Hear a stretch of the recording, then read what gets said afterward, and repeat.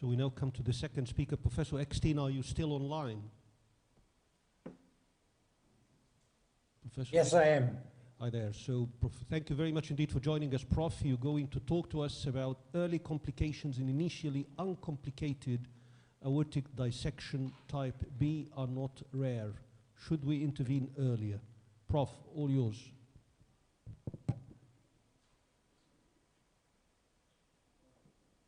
Yes, good morning, everybody, and thank you again for inviting me for this fantastic meeting and very well organized meeting also, by the way.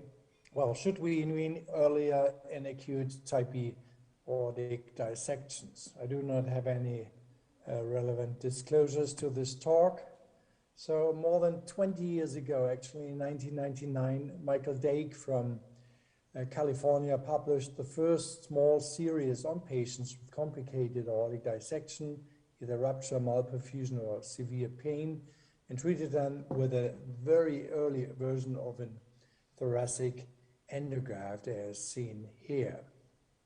Early mortality was 60%. And from that on, we discussed the rationale of TBAD for patients with acute type B aortic dissection. What are the reasons why we should consider that? So first of all, what's clear, we are able to cover the proximal anterior, and by doing this also to induce false lumen thrombosis.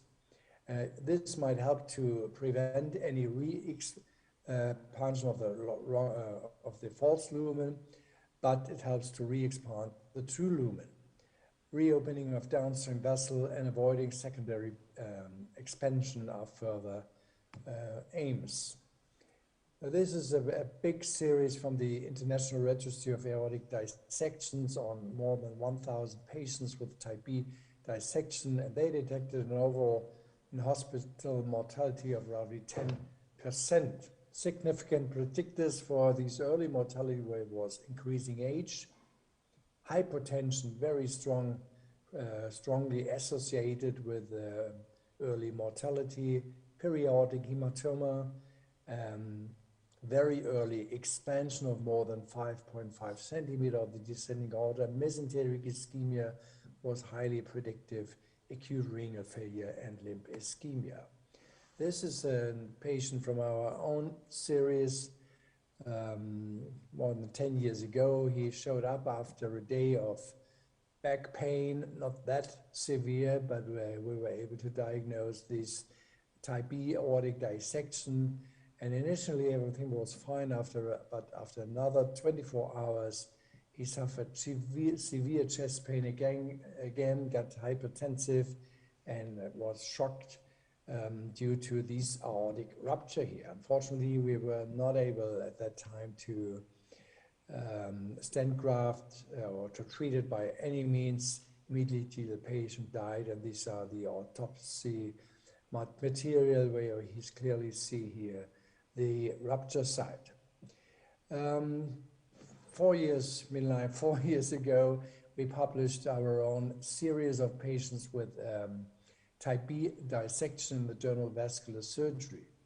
And we looked at 68 patients, 78 of them were male with a mean age of 62 years for a time span of 14 years. We excluded, of course, A dissection and aortic dissection that started more than 40 days ago. All patients received the CTA on admission, sometimes the day after the next one, and then after 2 to 5 days, and after 10 to 14 days. And we looked at the incidence of immediate and delayed complications within this early period, so within the first 14 days. And we also tried to look at morphometric or morphological variables that might be associated with early complications.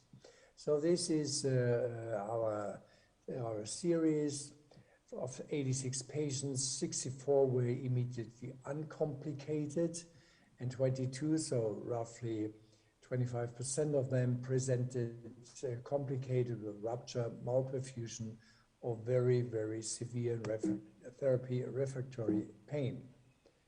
And then we looked here, and then it took a threshold at day 3 to 14, and 40 of 64 initially uncomplicated patients remained uncomplicated until day 14. However, another roughly 25% of the whole group, 24 out of 80/60, experienced delayed complications after day 3 with early expansion, new malperfusion, new refractory pain or hypertension, and 3 patients died by rupture, in one case, 1 day before the planned TIVA. And all this happened at a median interval of 7 days. So we tried to compare those groups with delayed complication and with no complications at all. And we didn't find any difference in terms of patient history, any other demographics, and clinical symptoms. So we looked at the morphological variables that might be associated with delayed or complications within day 3 and 14. And we found that a partially thrombosed false lumen was statistically associated with a delayed complication with an odds ratio of 3.5. And then also a true lumen collapse, so a secondary true lumen collapse, and the max has an odds ratio of 3.6 in favor of being associated with delayed complication, and that the maximum diameter of the descending aorta and the maximum diameter of the entry tier were also significantly associated with the occurrence of delayed complications. This patient was 50 years old, male, initially uncomplicated, but then after day 3 to 4, his pain came back with uncontrollable hypertension. So we took the decision to stent this dissection, and from that on, the treatment was easier. So what is our algorithm? Of course, we perform ECG, echocardiography, X-ray, and a CTA, always of the whole aorta, already in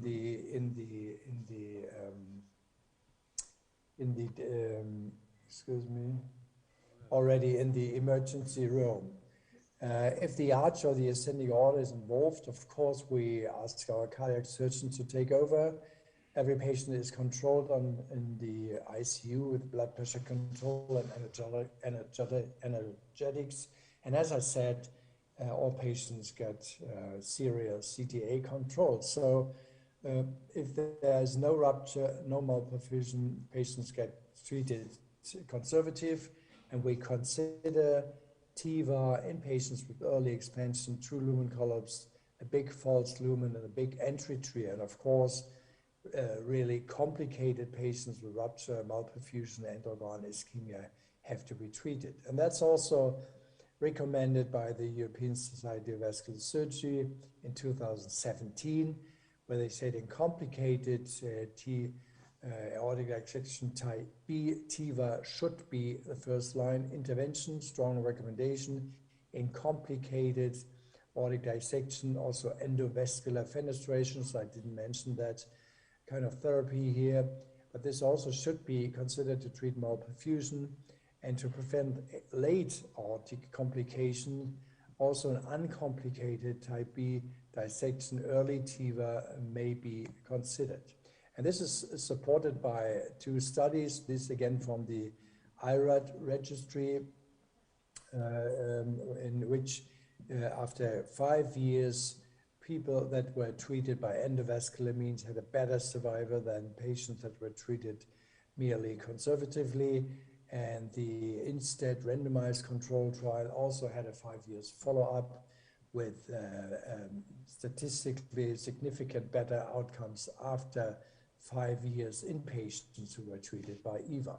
So in conclusion, should we intervene earlier? Yes, I think so, in highly selected patients with early expansion, true lumen collapse, early expansion of the false lumen, diameter entry of more than 18 millimeters, but we need, of course, more data on morphological predictors.